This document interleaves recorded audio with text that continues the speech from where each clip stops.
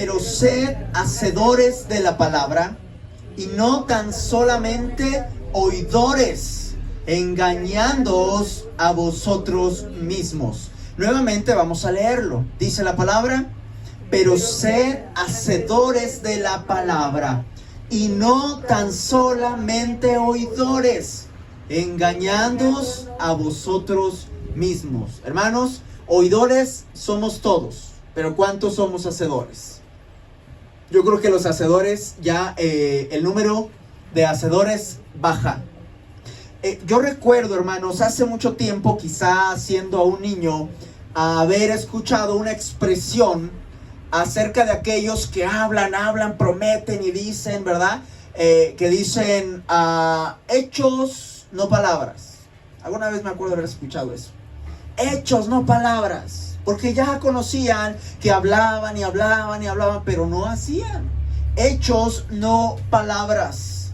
Y hermanos, este es el título de esta enseñanza: hechos, no palabras. Porque hablar es fácil. Hablar cualquiera lo puede hacer. Hay gente que le da pena hablar, pero hay gente que le da pena hablar en público, pero en privado bien que suelta la lengua. Hay gente que le gusta hablar mucho, pero lo difícil es hacer, no hablar. Como creyentes, hermanos, esto es muy importante, porque la vida del creyente no consta en qué tanto digo, sino en qué tanto hago. Muchos cristianos se enfocan en hablar, en decir. Ese es su énfasis. Aún pastores, hermanos, bien buenos, ¿verdad?, para predicar y exhortar, pero luego está lejos la vida, las actitudes. A veces hay mucha altivez. No sé qué se sienten, ¿verdad? No todos, pero hay pastores que uno dice, no, es hacer. Recuerdo cuando estábamos en la iglesia donde nosotros salimos, al salir había una frase en la puerta, y la ponían en la puerta porque no se nos olvidara al salir, ¿verdad? Y decía que el mejor sermón que puedes predicar será o es con tu vida, nuestra vida. Porque es que yo no sé mucho de la Biblia, pero ¿cómo estamos viviendo? ¿Cómo vivimos? Y es peor cuando sabemos mucho de la Biblia o sabemos algunas cosas, pero luego no vivimos de acuerdo a lo que sabemos. Ahí es el problema. Donde para hablar, enseñar y todo muy buenos, pero a la hora de demostrar, híjole, ahí ya no. La epístola, hermanos, de Santiago, la carta de Santiago, es una carta práctica. Es práctica, que de hecho algunos entran en debate si la salvación es por obras. Santiago dice y Pablo dice que por fe, y los quieren poner en debate cuando no es debate. Santiago nos está hablando en la carta, es una carta práctica, qué hacer, cómo ponerlo en obra. Y se enfoca Santiago en hacernos entender que no es suficiente decir creo en Dios. Y dice más adelante, ¿verdad? Tú dices que Dios es uno, crees que Dios es uno, bien haces, pero los demonios también creen y tiemblan.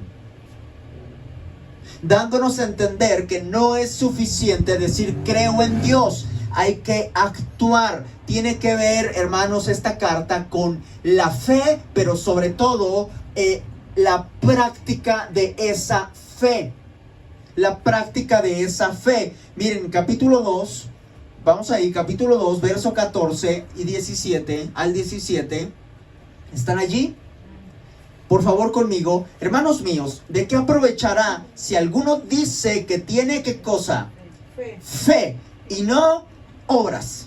¿Podrá salvarle la fe? Y si un hermano o una hermana están desnudos, se refiere, ¿verdad?, que no tienen lo necesario para vestir y tienen necesidad del mantenimiento de cada día, ni qué comer, y alguno de vosotros les dice, id en paz, calentaos y saciaos, pero no les dais las cosas que son necesarias para el cuerpo, ¿de qué aprovecha? ¿De qué aprovecha? Así también, noten aquí, así también la fe, si no tiene obras, ¿qué cosa? es muerta en sí misma. No es suficiente decir que creo. Esa fe nos debe llevar a actuar de acuerdo a lo que decimos que creemos. La versión Palabra de Dios para Todos, en el verso 18, en el que sigue, lo tradujo así: pero alguien puede decir, unos tienen fe, otros hacen buenas obras. Mi respuesta es que tú no puedes demostrarme que tienes fe si no haces nada. Si no haces nada. En cambio, yo te demuestro mi fe con las buenas obras que hago. O sea, la fe se ve por nuestras obras, con nuestras acciones. Eso es lo que se trata.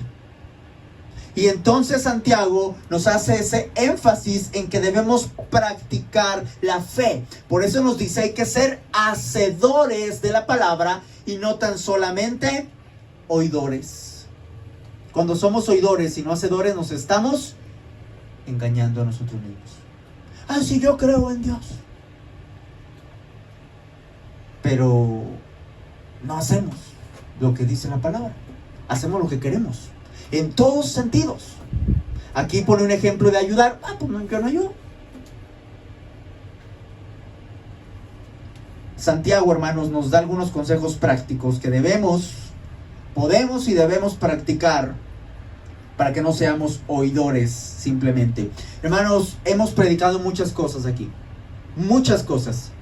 Y yo no sé qué impacto ha tenido en la vida de cada uno de ustedes. A veces, ¿verdad? Uno como predicador o como pastor, uno medita y ora al Señor, ¿verdad? Y se prepara para traerles un mensaje. Y uno dice, porque uno desea que ustedes crezcan, que maduren, que sean edificados, que nuestra vida vaya siendo transformada por medio de la palabra, por medio de lo que escuchamos. Pero yo me puedo pensar cuánto de esto que se ha predicado realmente no solo nos conmueve un momentito y salimos y se nos olvidó, sino cuánto de esto causa un verdadero impacto que nos va moldeando y nos va cambiando y que va haciendo práctico nuestra fe. Y meditaba yo en eso, hermanos. Tenemos que tener cuidado de no regresar a lo anterior. Ya escuché, híjole, si es cierto esto, y yo fallo aquí, me gustaría vivir así, me gustaría tener fe, me gustaría, y esto no quisiera. Ya es hora que dejemos el me gustaría y quisiera para poner en práctica las cosas, hermanos.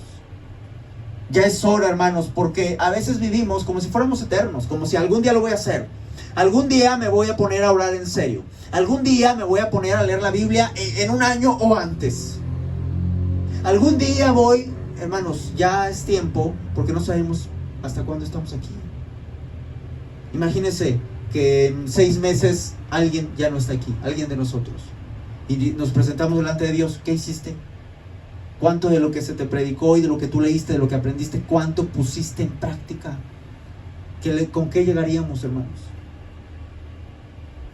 ¿Cuántos años tenemos la mayoría de los que estamos aquí? Ya pasamos, ¿verdad? El charco, como dicen. El tercer piso, el cuarto piso, etcétera, etcétera. Y luego, ¿cómo vamos a llegar delante de Dios? Ya llegué, Señor. Caray, ¿tú quién eres? Y no es porque la salvación sea por obras, sino porque un creyente que ha sido nacido de nuevo, necesariamente el Espíritu Santo lo va a transformar, tiene una nueva naturaleza y va a desear buscar y conocer más a Dios. Y al hacer esto, nuestra vida va a cambiar y vamos a tener obras. Es la consecuencia, es el resultado. Por eso les digo, hermanos, ya es hora de que dejemos de ser oidores olvidadizos, de esos de los que se miran en el espejo y ya, ¡fum! A lo que sigue, vámonos ya a ver qué tenía. Sí, ya, que la pata de gallo, que las arrugas, que la línea, sí, ya sé, y vámonos. Y ya, se nos olvidó y seguimos. Ya es hora de que dejemos esto. No podemos seguir viviendo como oidores olvidadizos. Nuestra fe debe empezar a manifestarse en nuestra forma de vivir, en nuestras actitudes, en nuestros actos. Y Santiago nos da algunos consejos de cómo poner en práctica nuestra fe. Eso es lo que vamos a ver. Son varios, así que no vamos a acabar hoy. No quiero hacérselos tan pesado y quiero que entendamos, así que nos vamos a ir por partes. Vamos a ver hoy 3 consejos prácticos para manifestar nuestra fe o para vivir en la fe. El primero lo encontramos en el verso 2. Santiago, capítulo 1 y verso 2. ¿Ya están allí? Vamos a leer juntos. Dice: hermanos míos, tened por sumo gozo cuando os halléis en diversas pruebas. Híjole, empezamos fuertes. ¿Cuál es el primer consejo de Santiago? Hermanos míos, ¿qué cosa? Tener por sumo gozo. ¿Poquito gozo? No, sumo gozo. Hermanos, ¿cuándo qué? Cuando os halléis. Eso está fuerte, hermanos. Va en contra de nuestra naturaleza, podríamos decir. ¿Cómo?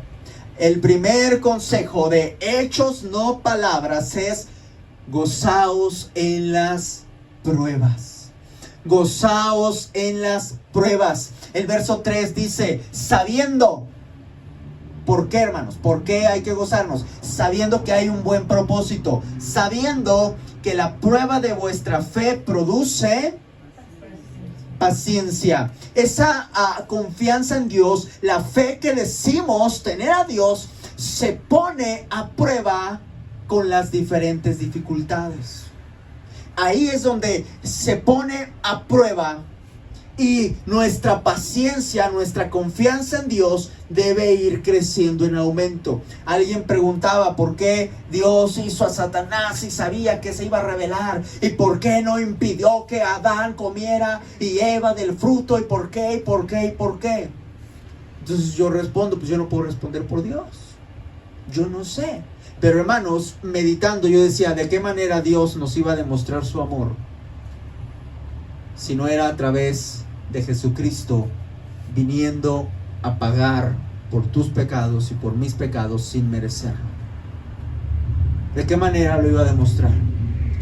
Los creo a ustedes, ¿verdad? Los creo y les digo que los amo. Ay, ¿por qué nos hizo?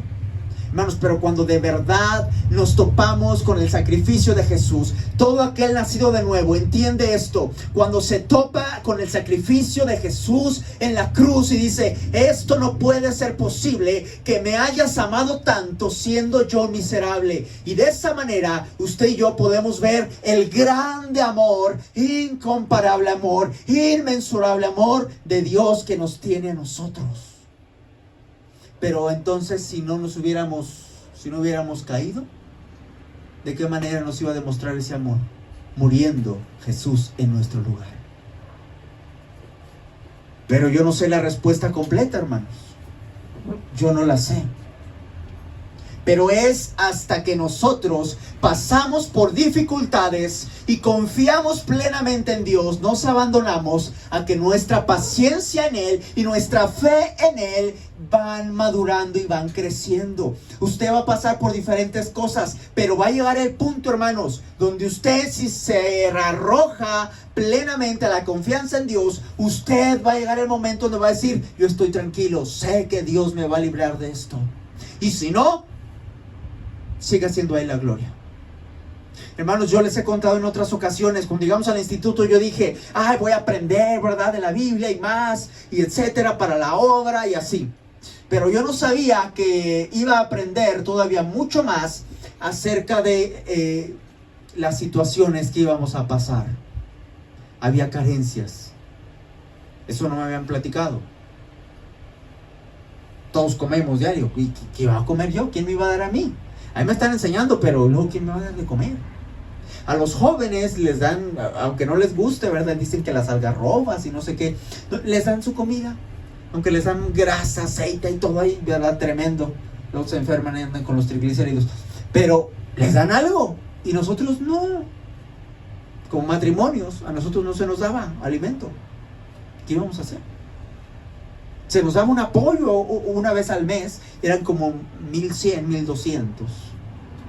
Hermanos, eso no duraba ni una semana. ¿Y a ustedes 3 semanas qué vamos a hacer? Tenían los 3 niños en la escuela. Nos ayudaban, ¿verdad?, a llevarnos al transporte. Pero ¿y lo demás? La alimentación, las tareas, lo que piden, sus útiles y todo. ¿Cómo? Entonces cada lunes nos tocaba salir a comprar algo, ¿verdad? Porque ya martes, miércoles, jueves, viernes ya no dejaban salir. El lunes era el día que hay que ir por la despensa, entonces, y ya. Y llegaba el lunes y yo decía, híjole, no tengo dinero, ¿cómo vamos a hacer?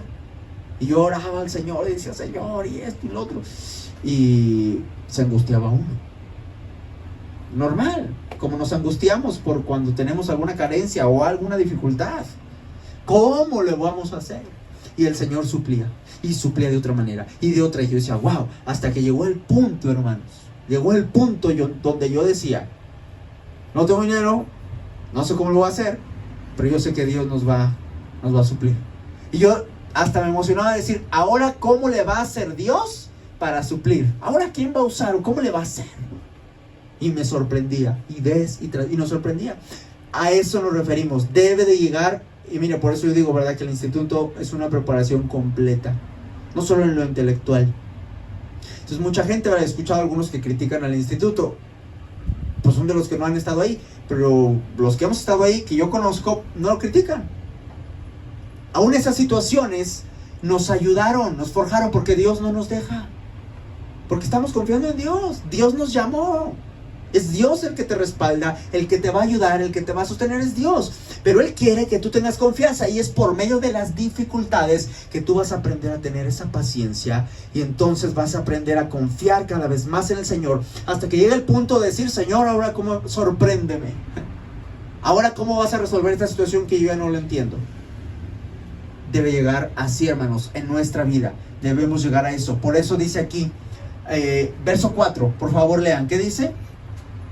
Mas tenga la paciencia su obra completa. ¿Para qué? Seáis perfectos y cabales, sin que os falte cosa alguna. Ahí está. Tenga la paciencia su obra completa. Hermanos, pero lo triste es que cuando viene la prueba, algunos no solo no confían en Dios, no solo que no confían y no tienen paciencia, sino que al contrario se desaniman. Y ahí es donde dice uno, ¿y dónde está la fe? No está practicando la fe. La fe se demuestra allí. Se desaniman. Otros, ¿sabe qué? Hasta se enojan. No, yo por qué hice esto y aquello, y por qué le hice caso que al pastor o no sé qué, y no, y hasta se enoja. Como debería de ser, deberíamos estar gozosos, sabiendo que Dios nos va a perfeccionar. Y mira, mientras más rápido nos perfeccione, más rápido se van a ir estas situaciones, porque es hasta que aprendemos, hermanos. Parece coincidencia o chiste. No, es Dios obrando en tu vida. Ay, es que Dios no me quita esto y aquello, y mira aquella tribulación y aquel problema. Es Dios obrando en tu vida. Así que debemos estar gozosos, y nuestra fe se va a volver real. Y dice el verso 4 que acabamos de leer, ¿verdad? Mas tenga la paciencia su obra completa. Deben resistir hasta el final. Deben resistir hasta el final. Hay quienes empiezan con la idea no solo de resistir, sino de, a ver, me quiero gozar. Pero después, híjole, ya se me quitó el gozo. ¿Cómo voy a estar contento por eso? La prueba sigue. Tarda tiempo, no se va el problema, al contrario se acrecenta el problema, o ya surgió otro, y no solo que ya no me gocé, sino que empezamos a desesperarnos, se va el gozo, viene la duda, y de pronto terminamos quejándonos. Y vamos a seguir ahí, no salimos de primer grado, repitiendo, hasta que pasemos al siguiente nivel. Resistir la prueba hasta el final es difícil, pero solo así llegaremos a ser, dice, perfectos. Esta palabra perfectos significa maduro, completo. Maduros en el Señor. Verso 5, mira lo que dice enseguidita. Enseguida de eso viene un texto acerca de adquirir sabiduría. Mira cómo dice: y si alguno de vosotros tiene falta de sabiduría, pídala a Dios, el cual da a todos abundantemente y sin reproche, y les será dada. Hermanos, necesitamos sabiduría para entender el propósito de las pruebas, porque a veces decimos, no, es que ¿por qué, Señor? Y aquello y no sé qué, y nos quejamos. Pero por eso enseguida está este texto. ¿Alguno tiene falta de sabiduría? ¿Alguno como que no entendió lo que se está hablando? Pídale a Dios discernimiento, sabiduría. Él te va a dar. Y vas a entender, ya caché. Entonces vamos ahí, vamos a darle, porque tengo que darle, porque así dice la palabra. De esa manera mi paciencia va a crecer. De esa manera voy a tener una confianza más plena en Dios. Mi fe se va a manifestar y voy a ser maduro. Voy a estar completo, voy a estar cabal, completamente bien. Lo que Dios quiere para mi vida. Y Él nos va forjando por medio de estas tribulaciones. Muchos batallamos precisamente con esa paciencia, hermanos. Híjole, yo ya me desesperé. Estamos, ¿verdad? Nos desespera todo. El semáforo ya se tardó, no avanzaron, esto no se acaba, a ver a qué hora se acaba esto, que no sé qué, todo, ¿verdad? Queremos ya. Esta situación no se resuelve, ya quiero que se resuelva. ¿Cómo le hago para apresurar? Y muchos batallamos con la paciencia. Ahora que están en internet, ¿verdad? Ya mucha gente no consume la televisión, ven YouTube, ¿verdad? Y otras aplicaciones y ponen anuncios. Ahora te ponen los anuncios en internet porque la tele pues ya no. Y uno dice, a ver, ¿cuánto dura 5 segundos? Híjole, no. Y son 2 anuncios. No puede ser.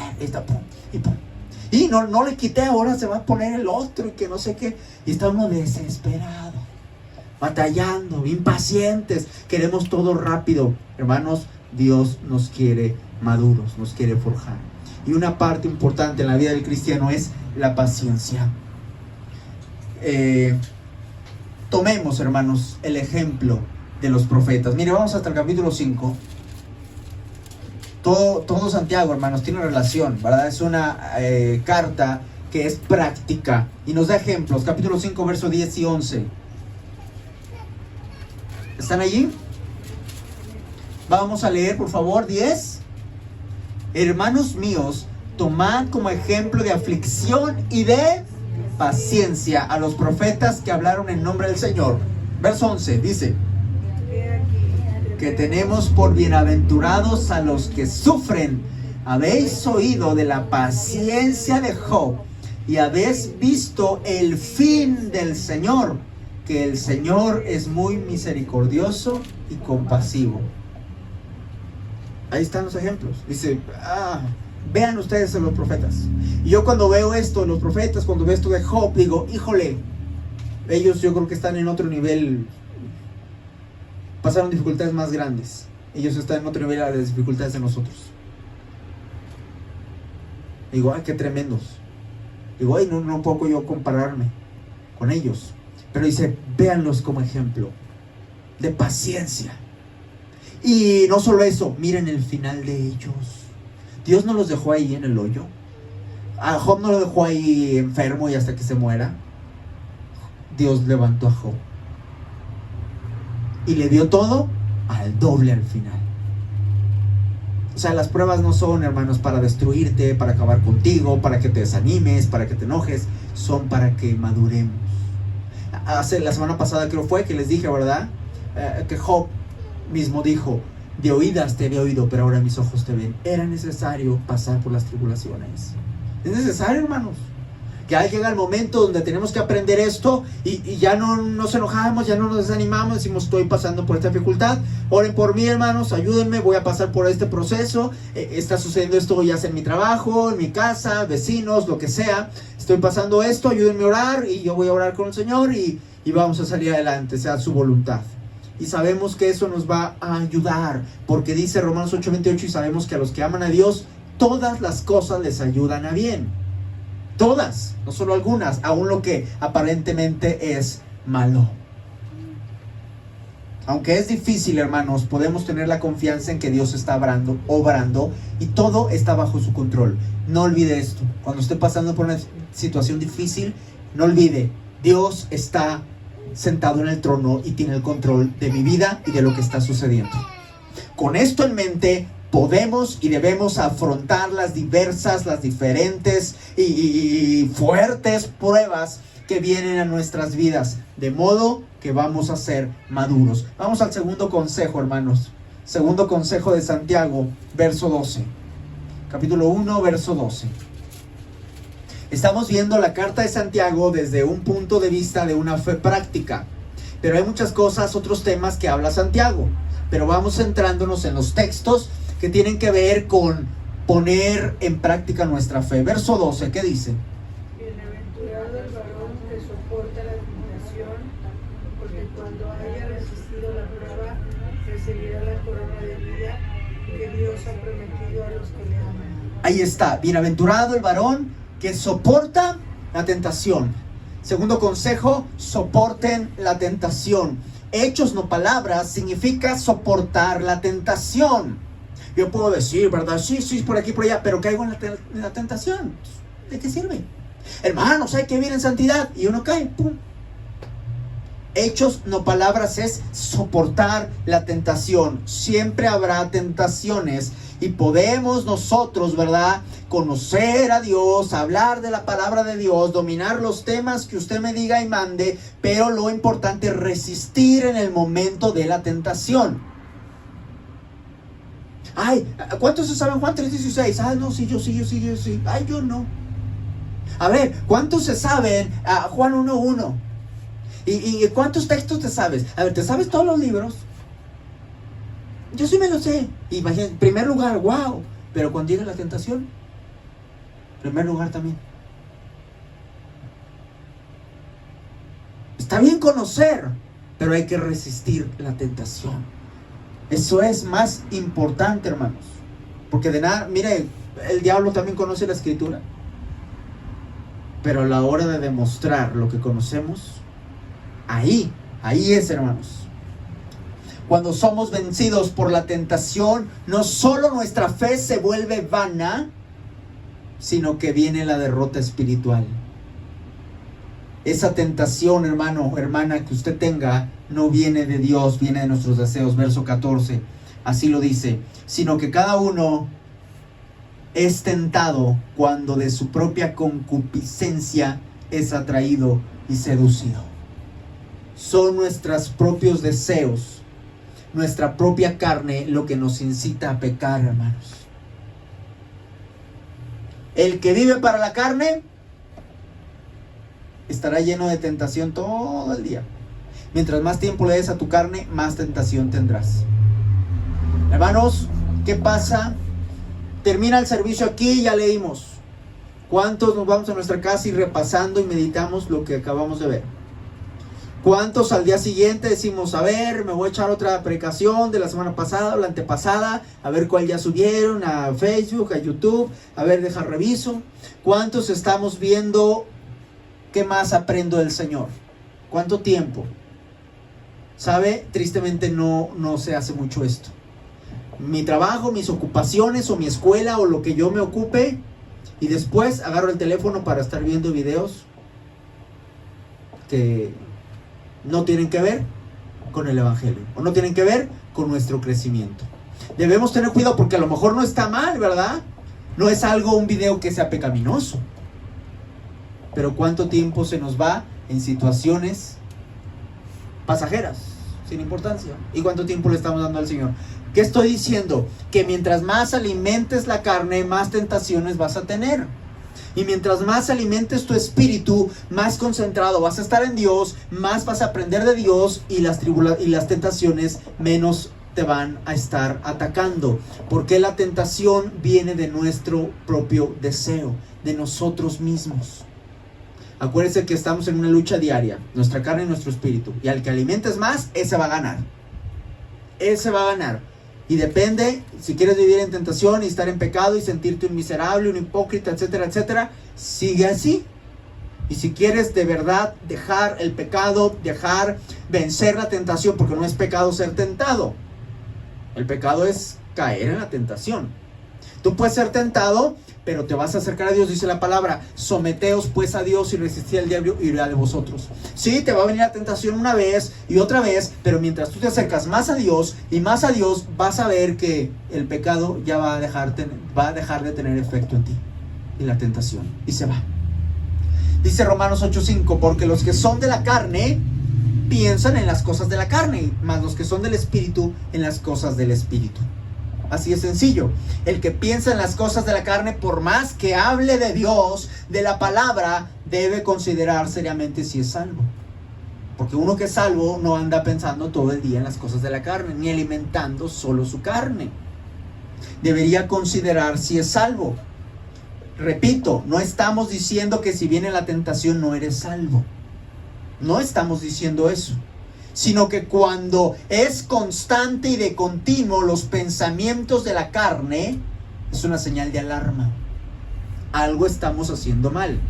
Cuando eres muy tentado, algo estamos haciendo mal. No es normal. Así que pongamos suma atención en esto. ¿Por qué? Si no nos vamos a terminar engañando a nosotros mismos. Recuerda, son hechos, no palabras. Hechos, no palabras. Y mira, la tentación, si tú caes y yo caigo, ¿quién se va a enterar? Pues a lo mejor no se enteran, a lo mejor sí, no sé. Pero Dios está viendo. Y sea manifiesto o no sea manifiesto, Dios lo está viendo. Esos hechos y palabras o palabras, Dios los está viendo.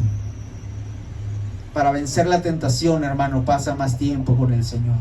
Lee y medita lo que acabas de leer y estate más tiempo ahí. Empieza a hacerlo y vas a ver. Vamos al tercer y último consejo, hermanos. Verso 19. Capítulo 1, verso 19. ¿Están allí? Vamos a leer juntos. Dice: por esto, mis amados hermanos, todo hombre sea tardo para hablar, tardo para airarse. Tercer consejo de Santiago: escuchar, callar y calmarse. Escuchar, callar y calmarse. Mucha gente está al revés. No escucha, habla, habla y de todo se enoja. Y aquí el consejo de Santiago es: escucha, no hables todavía y no te enojes. No te enojes así con cualquier cosita. Ya me enojé. Hay gente que le dicen de mecha corta, ¿verdad? Que con cualquier cosita, ¡fum!, se enciende. Debemos estar listos para escuchar antes de hablar. Así evitaremos contiendas innecesarias. Hay muchas contiendas, ¿verdad? Muchos pleitos que se hacen porque no nos esperamos escuchar bien. Y a veces yo me he dado cuenta, ¿verdad? A veces con la pareja o con alguien más. A veces se hacen pleitos y ¿por qué uno estaba hablando de un tema y el otro de otro? O estaban hablando del mismo tema pero desde una perspectiva y el otro de otra. Y los dos tenían razón, pero no se detuvieron a escuchar primero al otro. Y a veces no nos detenemos a escuchar. Y queremos que me escuchen a mí. Y yo es que esto. Y no me escuchas. Y nos empezamos a enojar. Por eso dice el consejo práctico de Santiago: escucha primero. Yo no sé a cuánto les gusta escuchar aquí. A muchos son así, ¿verdad? No me gusta escuchar. Yo digo lo que tengo que decir y a callar. Tengamos cuidado con eso. Hay que escuchar. Escuchar, callar y calmarse. Hay gente que se la pasa hablando de todo. De todo les gusta opinar, incluso de la vida de los demás, aunque no les conste. De todo hablan, hable y hable. Esto es terrible. Dice la palabra: escucha, sé tardo para hablar. Pero hay gente que de todo le gusta hablar, hermanos. Todo comentó. Ay, ¿por qué esto? ¿Y por qué aquello? Y dentro de la iglesia, fuera de la iglesia, en su vida personal, con cualquier persona, de todo están opinando. Y a veces cosas que no les constan. Eso es terrible porque hacen chismes. Y así hay gente que se acostumbra. Hablan y hablan. El creyente debe de poner atención en lo que está hablando. Debe tener cuidado en lo que dice. Hermanos, a mí en lo personal, yo hablo aquí, estoy predicando, pero a mí en lo personal no me gusta estar hablando. Yo escucho más. No me gusta estar hable y hable y hable. Y los que están en mi casa no me dejarán mentir. Yo no ando hable y hable y hable. Lo escucho, tengo que decir algo, digo lo elemental o lo que tengo que decir y digo. Pero yo no ando hable y hable y hable. Hay gente que son muy periquitos, ¿verdad? No sé cómo sean sus hijos, ¿verdad? Yo tengo un periquito por ahí. Está hable y hable, está hable y hable y hable. Y a veces están hable y uno dice, ay, bueno. Y hablan y hablan, pero son una bendición de todas maneras, ¿verdad? Pero digo, hay gente que no somos así. Estar hable y hable y hable. Para andar sacando plática, yo no soy bueno, hermanos. A mí me sacan plática y sí platico, ¿verdad? Pero tengamos cuidado. Por eso le digo, yo no estoy en ese punto, pero hay gente que sí habla y habla, pues, como dicen, hasta por los codos, ¿verdad? Decían un dicho, yo no sé a quién se le ocurrió por los codos, ¿no?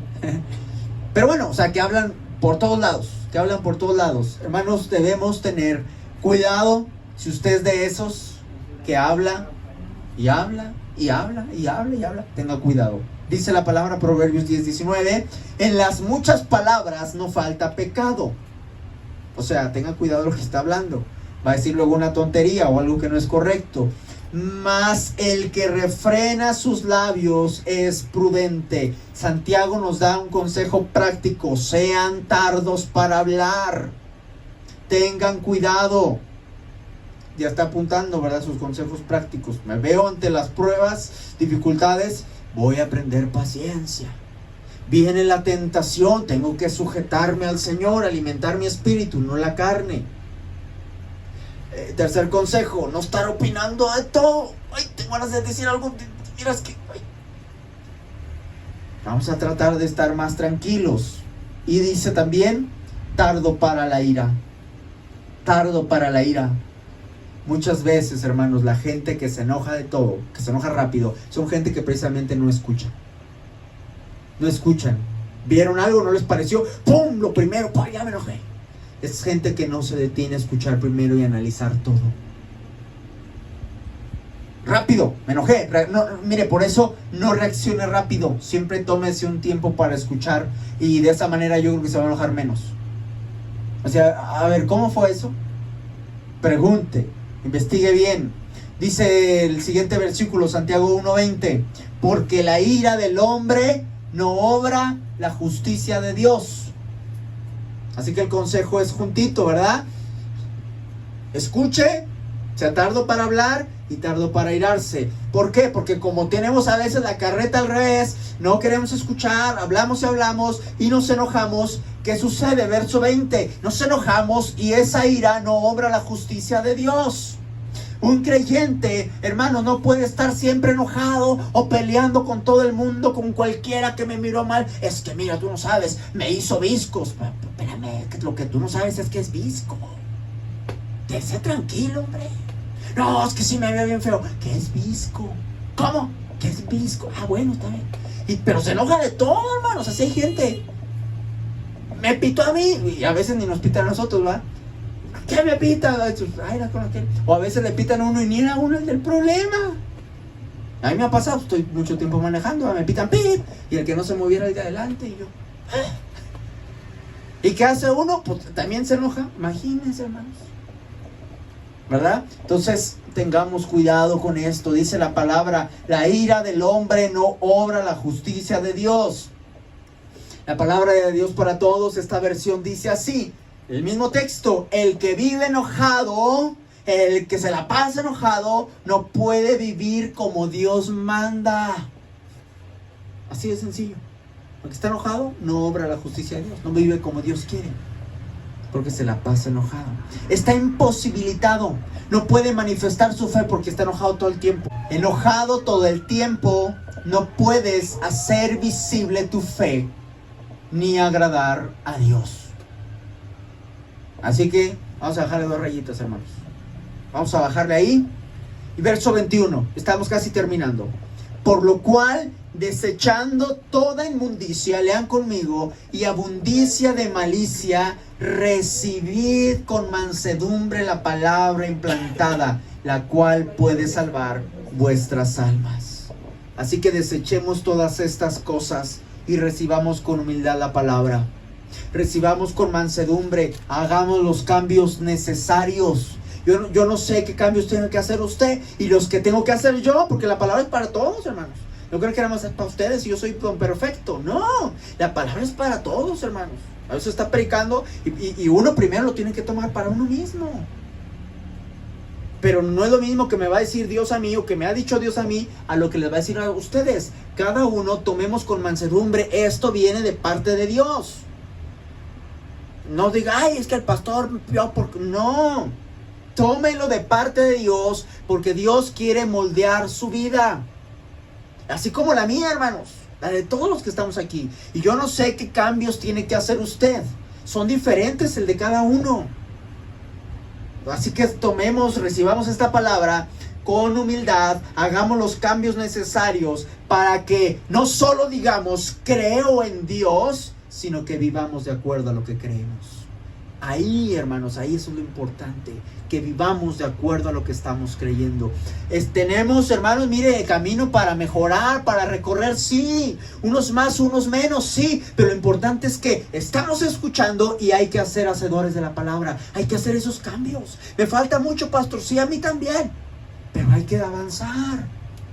Hoy me quedo con esta cosa, me quedo con 2, me quedo con las 3, me quedo con, no sé, me habló más cosas a mí el Señor, y con esas abrácelas, haga los cambios necesarios y siga avanzando.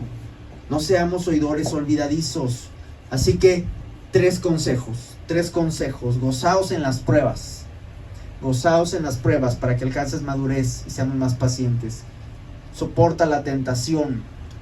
Escucha, calla y calmarse, y cálmate o calmarnos. Consejos que debemos poner en práctica, hermanos, para que nuestra fe no sea muerta. Imagínense, aquí yo predicando, ¿verdad? Y ustedes recibiendo, sí, gloria a Dios, y quiero amarte, Señor, y todo esto. Pero entonces, de pronto, salimos, híjole, ya me acordé que tengo tal problemón, y estamos angustiados. Ya se me atravesó alguien, ¿verdad? O si está caminando, o si se va a quedar en casa, o como sea. Algo pasó y ya me enojé. Viene la tentación y a pecar. Entonces dice uno, pues ¿de qué se trata? ¿Verdad? Necesitamos, hermanos, poner en práctica nuestra fe. Para que no sea muerta, no sea inexistente. Recuerda que tu fe se va a manifestar en tu forma de vivir. Así se manifiesta esa fe. Y no es una contradicción de Santiago y Pablo, de que es por fe o por obras. No es una contradicción. La fe se manifiesta. Su forma de manifestarse es por nuestra forma de vivir. Nuestra forma de vivir, hermanos.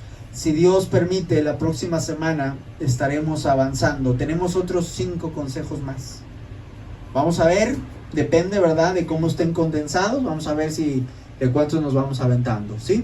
Pero ahorita pongamos en práctica, recibamos esta palabra, estos 3 consejos que podemos hacer desde ya, hermanos, desde ya, ¿verdad? Desde que algo se nos presente y en lugar de enojarnos, tardo para enojarme. Ay, Señor, ayúdame. Pues que nos ayude, hermanos, que nos ayude, porque no es fácil, pero debemos hacerlo para que nuestra fe no sea una fe muerta. El Señor les bendiga, hermanos.